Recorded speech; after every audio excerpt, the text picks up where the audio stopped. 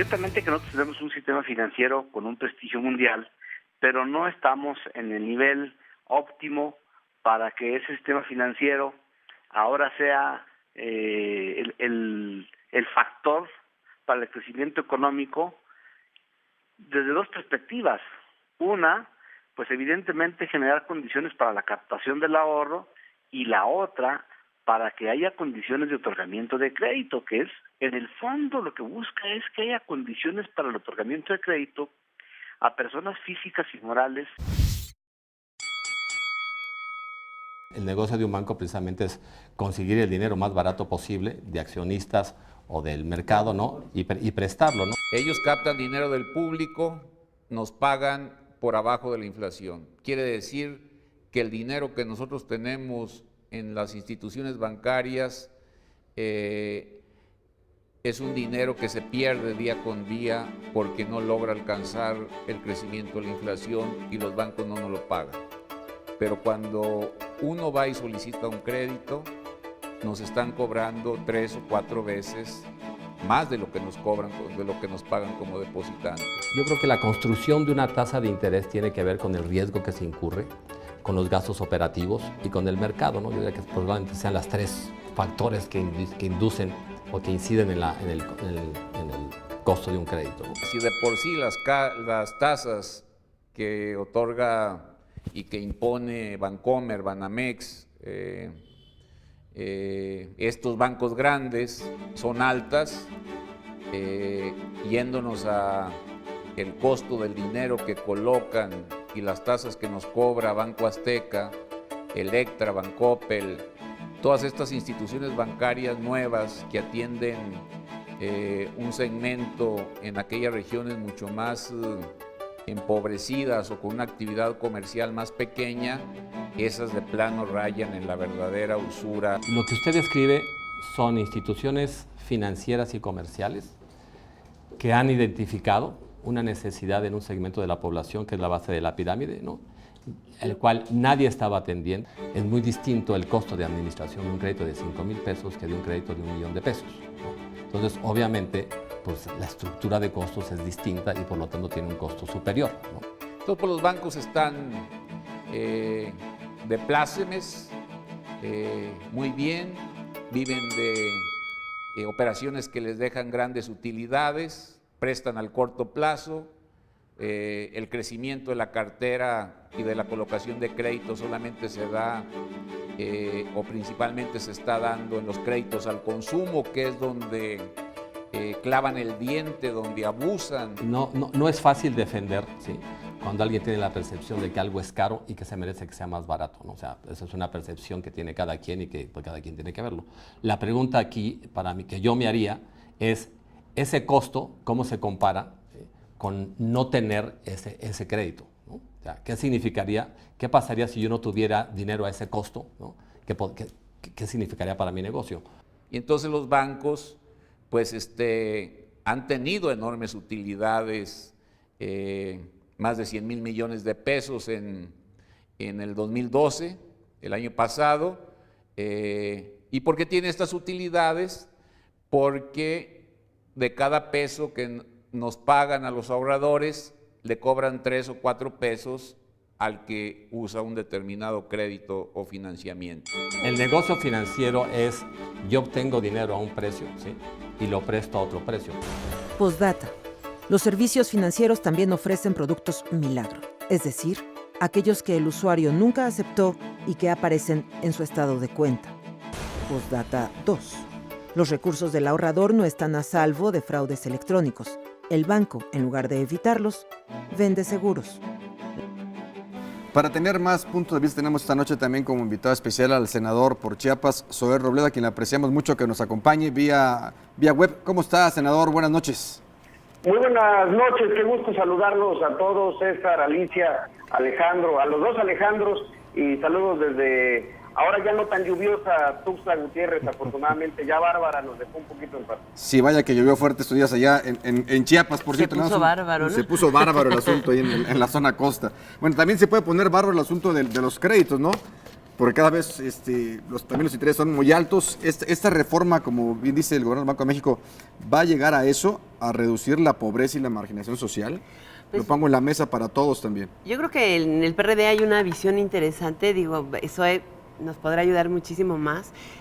Apenas se presentó la reforma financiera, Armando Ríos Peter y otros participaron en una conferencia de prensa donde decían que la reforma se queda chica, porque parece que llegó mucho más para fortalecer el financiamiento a medianas y pequeñas empresas y no necesariamente a las micro pequeñas empresas y menos a los sectores de abajo, porque aquí tienes que lidiar con ese tema, la informalidad y la usura.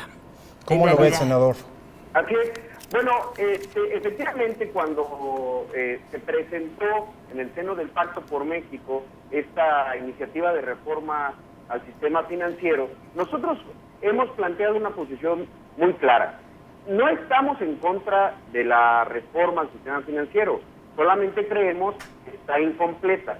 Yo creo que todos estamos de acuerdo que uno de los elementos... ¿Y eso que es un reformón? Sí, vaya, y eso que es una, como bien lo mencionabas, Alicia, una miscelánea fiscal. Claro. Es una fiscal no financiera. Muy amplia. Una reforma, una miscelánea financiera, perdón, porque efectivamente es amplísima, toca muchos ordenamientos y demás. Pero yo creo que valdría la pena aclarar cuál es nuestra posición. Estamos a favor de la reforma, sí, pero si esta es completa. ¿A qué nos referimos con esto?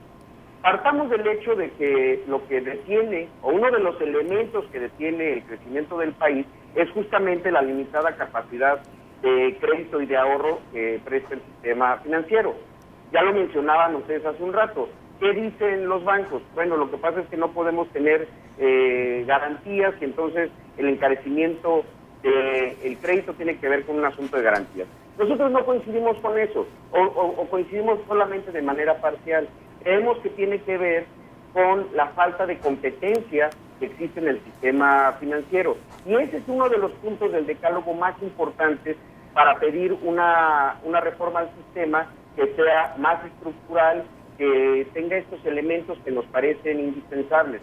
Basta revisar lo que ha ocurrido de manera histórica con la concentración de la banca en el país, para darnos cuenta que ahí hay un tema que la reforma no está tocando de fondo y que a nosotros nos preocupa. Si 7 bancos concentran el 81% de los activos financieros de los activos bancarios del país, pues sin duda hay una falla institucional que debemos atender.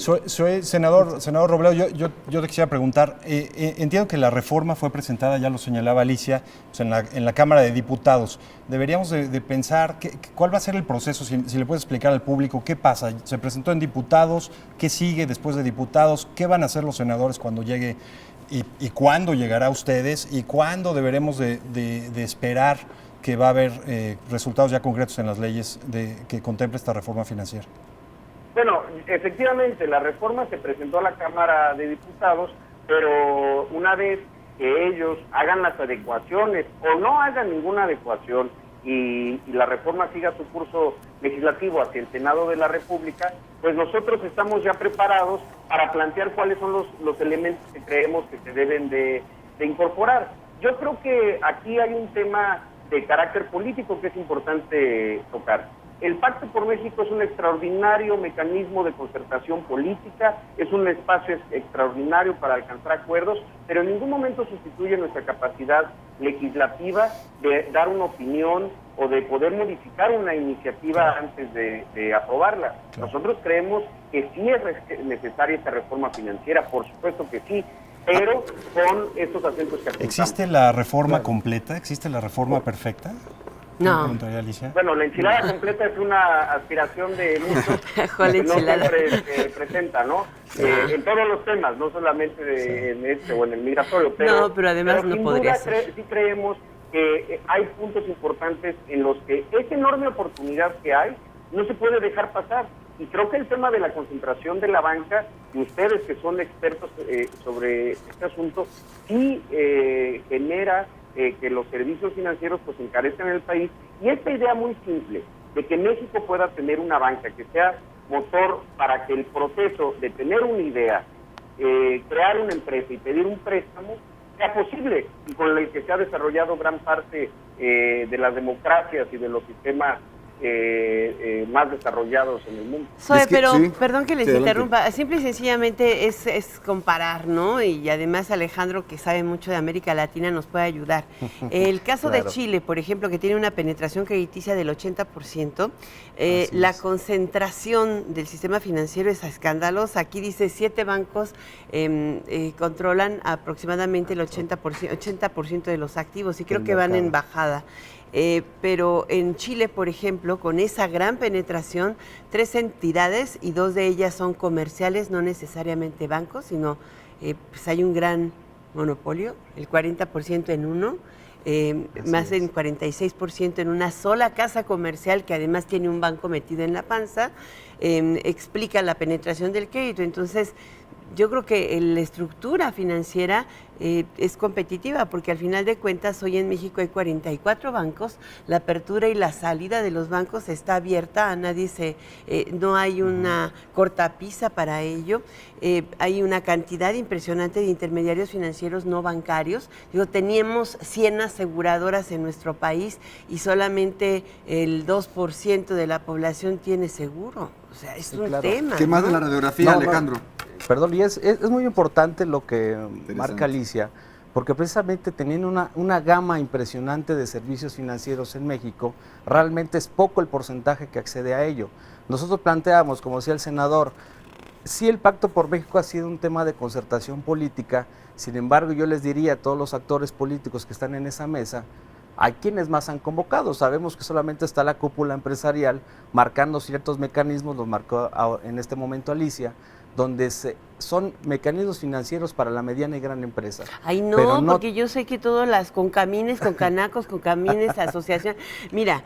¿Ustedes están ahí, Alejandro? Pero fíjate que lamentablemente hemos tenido el acercamiento con N número de legisladores de los diversos partidos. Algunos nos han hecho caso en las propuestas que hemos hecho desde reforma hacendaria, ahorita la reforma financiera, y que independientemente pues nos tratan como los negritos, la micro y pequeña empresa, pues como no generamos una riqueza impresionante como ellos marcan las grandes, pues no tenemos picaporte para poder plantear algunos esquemas que nos permitan. Pero representan el 74% del empleo en México. Pero hay un tema, yo creo que las microempresas tienen una representación importante, entre comillas, o sea, tú estás en una organización que está en Mecosur y demás, pero las micro en general forman parte de las cadenas productivas. Sí, por supuesto. Y si tú ves, por ejemplo, el caso de Canacintra, el 90% de sus afiliados son pequeños y micro.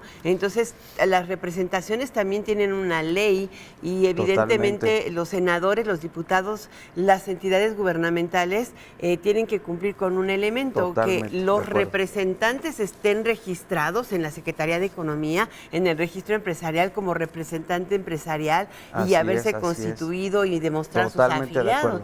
Claro, si tú lo tienes, claro que te oyen. Estamos regulados. Mira, la ANPYME forma parte de esos órganos intermedios, organismos intermedios, precisamente para ser órganos de consulta y también poder accesar a todo tipo de los programas de apoyo a la micro y pequeña empresa. Sin embargo, te puedo decir que la experiencia nos ha costado mucho trabajo, ha sido una dinámica de más de 14 años que tiene la asociación, precisamente pelear por esos espacios para que tengamos una representatividad y ser escuchados en cuáles son los modelos de política económica que requiere la micro y pequeña empresa. Partiendo de este tenor, pues básicamente decimos que la reforma financiera todavía tiene muchos huecos que hay que cumplir para precisamente fortalecer esas cadenas productivas que somos las micro, pequeñas, medianas empresas y que somos de manera natural proveedoras de la mediana y gran empresa. Pero entonces, sin embargo, que están diciendo que hay huecos. ¿Por qué no Zoe y Alejandro nos dicen senador, ¿qué le falta a esta reforma según la visión de ustedes? Bueno, repito, en este punto particular que se comentaba sobre la concentración, efectivamente puede haber países con los que estamos en constante comparación que tengan un nivel de concentración similar o mayor y que tengan un buen sistema financiero en términos de acceso. Lo que nosotros creemos es que uno de los problemas es que parte del ahorro que captan los grandes jugadores del sistema, del sector bancario, se destina fundamentalmente o en gran medida a inversiones en la bolsa, a especular con el tipo de cambio, a créditos al consumo muchas veces, o a inversión en valores gubernamentales, y eso muchas veces deja totalmente de lado el financiamiento a todo el sector productivo. Esa es nuestra principal preocupación. El decálogo es muy amplio, tiene que ver con, son 10 puntos, pero que yo sí concentraría en el punto de la competencia, porque sí seguimos creyendo que es fundamental que la reforma tenga un apartado o incorpore este elemento a la extensa reforma. Y planteamos, un tema interesante que marcaba el senador, el tema de garantías. La banca comercial plantea que no tiene garantías de poder tener créditos de capital de riesgo o créditos para capital de riesgo. Sin embargo, el Sistema Nacional de Garantías de hace casi 8 años, 9 en el gobierno foxista, pues planteaba tener un mecanismo de aval que fuera la banca de desarrollo para que la banca de primer piso le prestara a cualquier micro, pequeña y mediana empresa. Sin embargo, también es una travesía en el término de tramitologías y un aval que pudiera darle crédito. Al final, la banca de desarrollo te decía, sí, está muy interesante tu proyecto, pero tiene que ser canalizado a banca de primer piso con las consideraciones, tasas de interés y todos los requisitos que te pida la banca de primer piso. Sin embargo, si hay un mecanismo de cobertura, ¿qué decíamos nosotros? Hay un sistema de garantías, cuando realmente la micro, pequeña empresa no puede pagar, actúa ese sistema de garantías, pero sin embargo, aún la banca no pierde, porque esa cartera vencida la vende a los despachos jurídicos, que son intermediarios, que son los que se encargan tanto para personas morales como para personas físicas o uso de tarjetas de crédito, son las que realmente están cobrando ese crédito ya vencido, y que el Fondo de Garantías cubre de cierta manera como aval garantías, aparte de las que tú como empresario, micro, pequeño empresario, das o con un aval aparte o con una garantía, que eso lo hace totalmente muy caro y puedes perder todo, ¿no? Hemos estado hablando mucho de la banca, ¿no? Pero entiendo que la reforma financiera contempla el mercado de valores, reformas en el tema del mercado de valores, facilitar el acceso a las empresas, pequeñas, medianas, al mercado de valores. ¿Qué hay al respecto, Alicia? Fíjate que está interesante porque en realidad en México se han desarrollado nuevas figuras de financiamiento. Hablan, por ejemplo, de capital de desarrollo. Pero es algo largo. Después del corte vamos a hablar todo el tema, porque es importante hablar sobre ese acceso que tienen los mexicanos del 15% en cuanto a las pymes, y en otros países hablan de un más del 70% pueden acceder al crédito. ¿Qué está pasando en México y qué puede pasar con la reforma financiera? Después del corte.